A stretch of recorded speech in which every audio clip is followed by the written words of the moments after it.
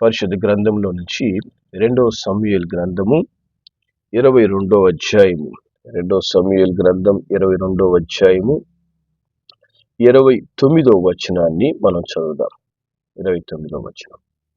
యెహోవా, నీవు నాకు దీపమై ఉన్నావు. యెహోవా చీకటిని నాకు వెలుగుగా చేయును. హల్లెలూయా. దేవుని నామానికి మహిమ కలుగును గాక. మన చీకటిని వెలుగుగా చేసే దేవుడు ప్రభు అయిన యేసుక్రీస్తు. హల్లెలూయా. ప్రతిదినము మరి ఏ విధంగా వెలుగు లేదా పగలు రాత్రి సామాన్యంగా కలుగుతూ ఉంటాయో మన జీవితంలో కూడా దుష్టుడు పలు విధాలైనటువంటి చీకటి క్రియలను, అంధకార సంబంధమైన క్రియలను మన జీవితంలో చొప్పించాలని ప్రయత్నం చేస్తుంటాడు. ఈ చీకటి ఎప్పుడైతే మన జీవితంలో ప్రవేశిస్తుందో అది మన జీవితాన్ని అంధకారంగా మారుస్తుంది. మన జీవితాన్ని మరి ఒక భవిష్యత్తు లేనిదిగా, మనకు మార్గమే లేనట్టుగా, మన పరిస్థితులు అర్థం కాని రీతిలుగా అపవాది మార్చివేస్తాడు. మరి దేవుని వాక్యం చెప్తుంది, యోహాను సువార్త 3వ అధ్యాయం 19వ వాక్యాన్ని మనము చదివితే, యోహాను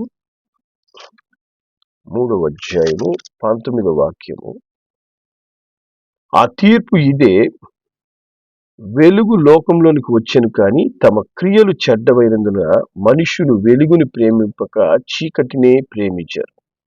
చూసారా, మనిషి యొక్క క్రియలు ఎటువంటివంటే, మనిషి ఎప్పుడు కూడా మంచి, మేలు లేదా వెలుగును కోరుకునే స్వభావం మానవునిది కాదు. మానవుడు చీకటి ప్రేమించేవాడు లేదా చీకటి క్రియలు యందు ఆసక్తి కలిగిన వాడు. ఉదయం లేచినప్పుడు నుంచి రాత్రి పడుకునేంత వరకు మానవుని యొక్క ఆలోచనలు ఎప్పుడు కూడా చీకటి మీదనే ఉంటాయి, చీకటి క్రియలు. మరి చీకటి క్రియలు అంటే ఏంటి? సమస్త విధములైన పాపం.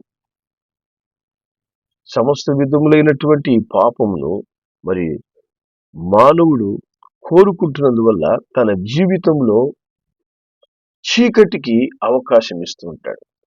చీకటికి అవకాశం ఇస్తాడు. ఇప్పుడు చూడండి, ప్రతి పాపము, ప్రతి చెడు మానవుడు చేసేటప్పుడు అక్కడ అతను వెలుగులో, నలుగురి మధ్యలో ఎప్పుడు పాపం చేయడు. ఉదాహరణకు ఒక సినిమా తీసుకోండి. ఒక సినిమా హాల్లో సినిమా వేస్తున్నారంటే మరి అక్కడ ఏం చేస్తారు? లైట్లన్నీ ఆఫ్ చేసిన తర్వాతనే సినిమా ప్రారంభించబడుతుంది. లేదు, మానవుడు ఒక సెల్ ఫోన్లో ఏదైనా అసభ్యమైన చూస్తున్నాడు అనుకోండి, వాడు ఒంటరిగా చీకట్లో చూడడానికి ప్రయత్నం చేస్తుంది. ఎందుకంటే అంధకార సంబంధమైన క్రియలన్నీ కూడా చీకటిలోనే జరుగుతాయి. దొంగతనాలు అయితేనేమి, ప్రతి విధమైన పాపం అయితేనేమి, అవి చీకట్లో జరుగుతాయి. మానవుడు ఎప్పుడైతే చీకటిని కోరుకుంటాడో, చీకటి క్రియలను ఇష్టపడతాడో, తన జీవితాన్ని చీకటిమయంగా చేసుకుంటాడు. అందుకే తన కన్ను చెడినదైతే తన జీవితం అంతా చీకటిమయంగా మారిపోతుంది. దేవుడి వాక్యం చెప్తుంది. దేవుడు చెప్తున్నాడు, మానవుని హృదయంలో నుంచే ప్రతి చీకటి ప్రారంభించబడుతుందంట. మార్కు సువార్త 7వ అధ్యాయము,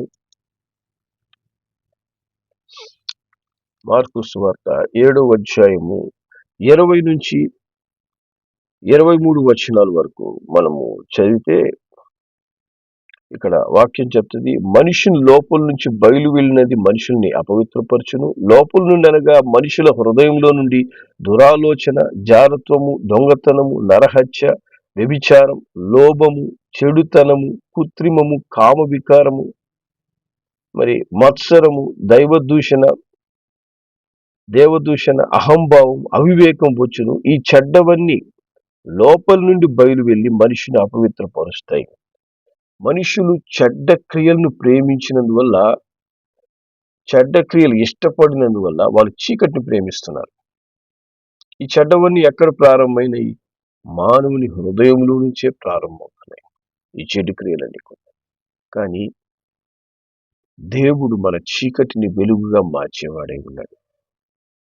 ఈ దినమున ఈ చెడు హృదయం వల్ల అనేక కుటుంబాలు చీకటిలో నివసిస్తున్నాయి, సమాధానం లేకుండా జీవిస్తున్నాయి. అనేక కుటుంబాల్లో మరి ఇంట్లో లైట్లు వేసుకొని వెలుగులో ఉంటున్నట్లున్నారు, కానీ వాళ్ళ హృదయాలనే లైట్లు ఆరిపోయినాయి. హృదయంలో వెలుగు లేదు. హృదయంలో ఉండాల్సినటువంటి వెలుగు దేవుడు మట్టుకే వెలిగించగలడు. ఎందుకంటే ఆయన లోకమునకు వెలుగివ్వడానికి వచ్చాడంట. హల్లెలూయా. దేవుని నామానికి మహిమ కలుగును గాక. ఆయన మన చీకటిని వెలుగుగా చేయడానికి వచ్చిన గొప్ప దేవుడు. దేవుని వాక్యం చెప్తుంది, మొదటి యోహాను 1వ అధ్యాయం, మొదటి యోహాను 1వ అధ్యాయము 5వ వచనంలో ఈ మాటలు రాయబడి ఉన్నాయి. మేము ఆయన వల్ల విని మీకు ప్రకటించు వర్తమానం ఏమనగా, దేవుడు వెలుగై ఉన్నాడు, ఆయన యందు చీకటి ఎంత మాత్రమును లేదు. హల్లెలూయా. దేవుడు వెలుగు, ఆయన వెలుగై ఉన్నాడు, ఆయనలో చీకటి లేదు.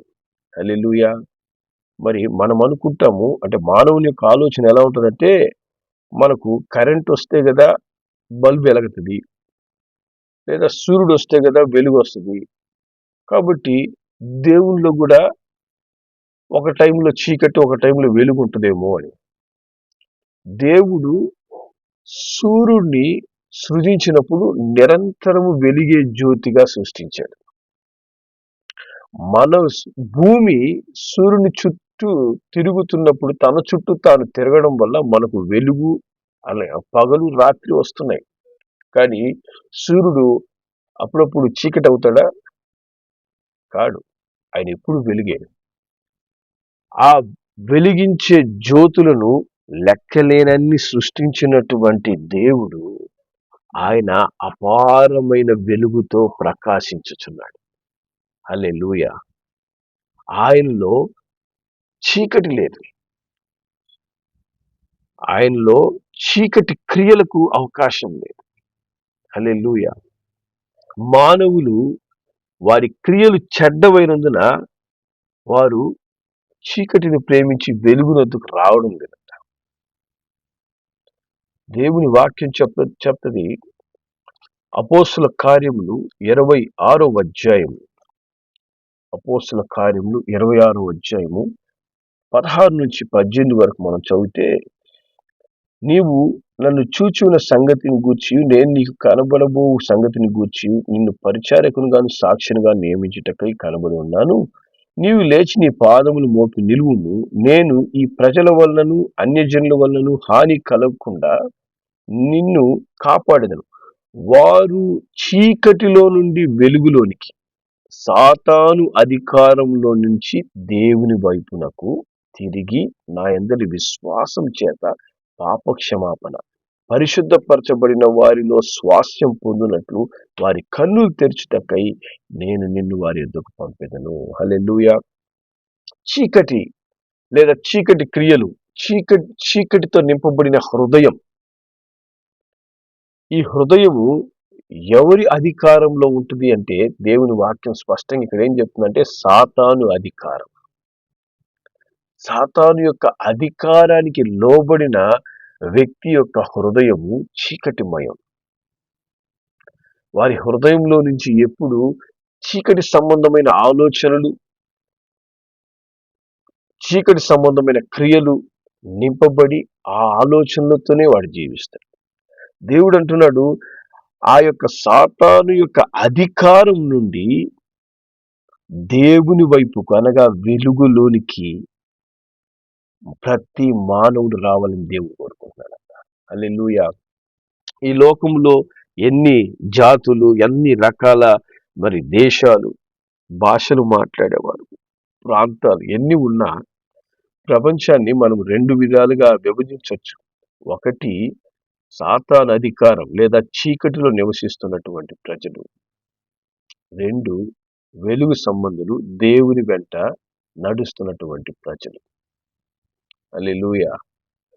దేవుని హృదయంలో చేర్చుకొనని ప్రతివాడు చీకట్లో ఉన్నాడు. దేవుని ప్రేమించని ప్రతివాడు చీకట్లో ఉన్నాడు. పాపమునే యోచించే ప్రతివాడు సాతాను యొక్క అధికారంలో నివసిస్తున్నాడు. దేవుని ప్రేమించేవాడు వెలుగై ఉన్నాడు. దేవునికి లోబడి జీవించేవాడు వెలుగై ఉన్నాడు. తన జీవితాన్ని దేవునికి అర్పించుకొనినవాడు వెలుగుమయముగా మారుతాడు.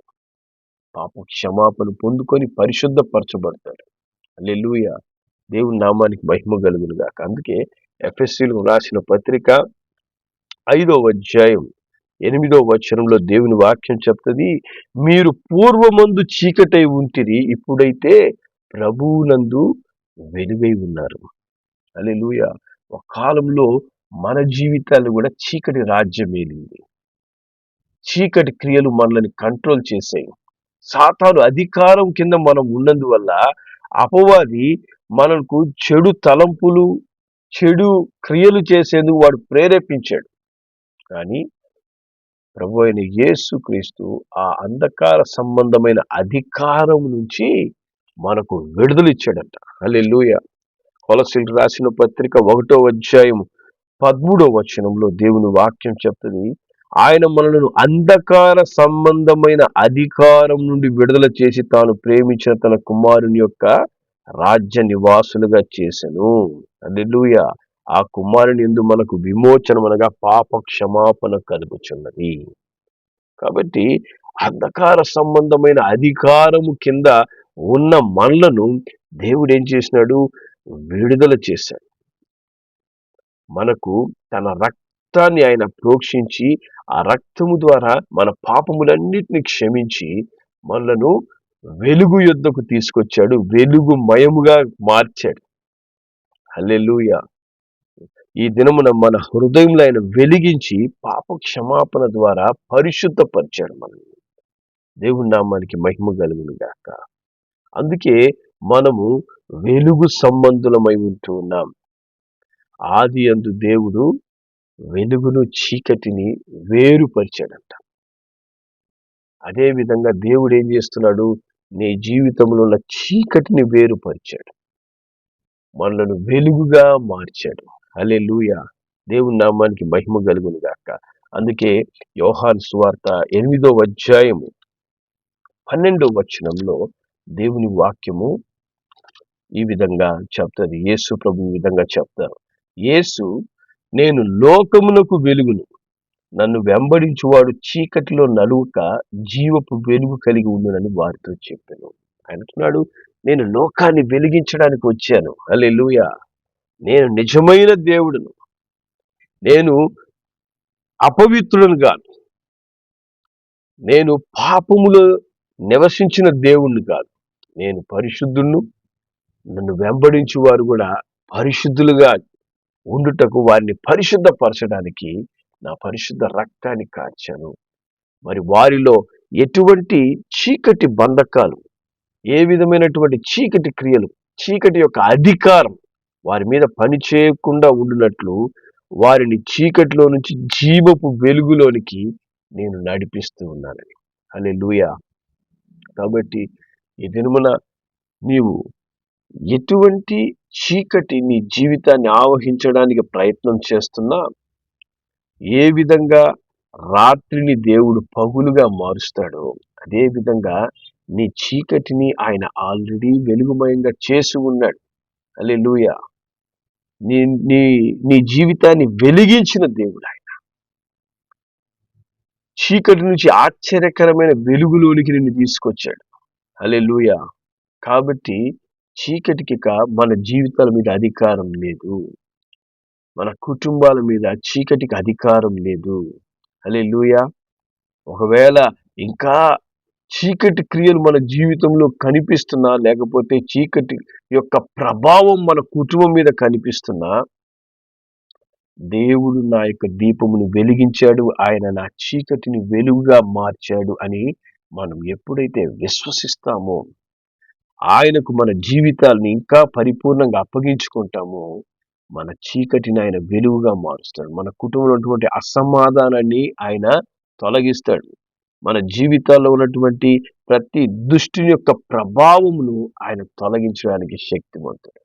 హల్లెలూయా. మనల్ని వెలుగుగా మార్చిన ప్రభు అపవాదికి చోటు ఇద్దని అని అంటాడు ఆయన. హల్లెలూయా. సాతాను అధికారం నుంచి తన యొక్క జీవ వెలుగు యొద్దకు ఆయన నడిపించి ఆయన మనకు స్వేచ్ఛనిచ్చాడు. స్వేచ్ఛనిచ్చిన మనము, స్వేచ్ఛ పొందుకున్న మనం ఏం చేయాలి? వెలుగులోనే మనం నడుచుకోవాలి. వెలుగు క్రియలు చేయవారిగా ఉండాలి. వెలుగుతో నింపబడిన వారంగా మనము ఉండాలి. హల్లెలూయా. ఆ యొక్క వెలుగు క్రియలు చేసేవారిగా మనం ఉన్నప్పుడు చీకటి మన జీవితాల నుంచి దూరం అయిపోద్ది. హల్లెలూయా. దేవుని నామానికి మహిమ కలుగును గాక. ఎఫెసీయులకు రాసిన పత్రిక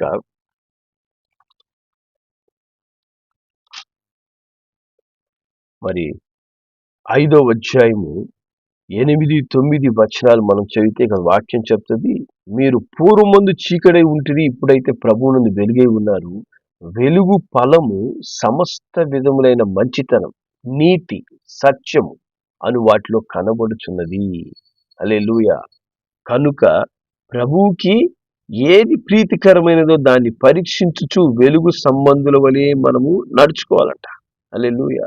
మనల్ని వెలిగించిన ప్రభువు వెలుగు యొక్క ఫలాలు మన జీవితంలో చూడాలని కోరుకుంటున్నాడు. ఆ వెలుగు యొక్క ఫలాలు దేంట్లో ఉన్నాయంట? మంచితనము, నీతి, సత్యం. హల్లెలూయా. సమస్త విధములైనటువంటి మంచితనముతో మన జీవితాన్ని మనం నింపుకోవాలి. హల్లెలూయా. మనము ఎటువంటి కీడు చేయడానికి మనలో ఇంకా చీకటిని దేవుడు ఉంచలేదు. మన చీకటి అంతటిని ఆయన వెలుగుగా మార్చాడు. హల్లెలూయా. మరి వెలుగులోకి వచ్చిన వాళ్ళు చీకటి క్రియలు చేయగలరా అంటే, మన జీవితంలో ఏ విధంగా పగలు రాత్రి సామాన్యంగా జరుగుతాయో అదే విధంగా రక్షణను నిర్లక్ష్యపరిచిన వాళ్ళు చీకటి క్రియలు చేస్తారు. కానీ దేవుడు అంటున్నాడు, మిమ్మల్ని నేను వెలుగుగా మార్చి ఉన్నాను గనుక మరి మనలో వెలుగు ఫలాలే ఉండాలి. హల్లెలూయా. మంచితనము, నీతి, సత్యము వాటిలో కనబడాలి. దేవునికి ప్రీతికరమైన పనులను నేను చేస్తున్నాను లేదని ప్రతినిత్యం మనల్ని పరీక్షించుకొని వెలుగు సంబంధులుగా మనం జీవించాలి. హల్లెలూయా.